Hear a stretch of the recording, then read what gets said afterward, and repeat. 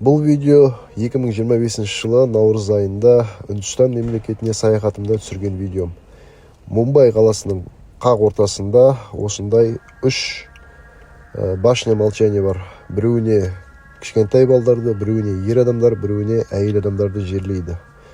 Жерлегенде осылай үстіне қойып қояды.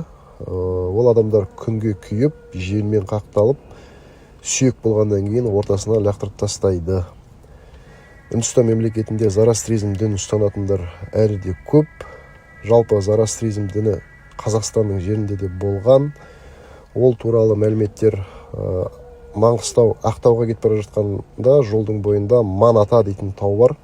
Сол таудың тарихын оқып қарайтын болсаңыздар, зарастризм дінімен ұштастырады. Жалпы Мумбай қаласына барып жатсаңыздар, осындай нысан бар. Бұның үстіне негізі дронды, самолетте ұшыруға болмайды. Бұның алдында салған видеомды Үндістандар кетіріп тастады. Сондықтан қайталап салып отырмын.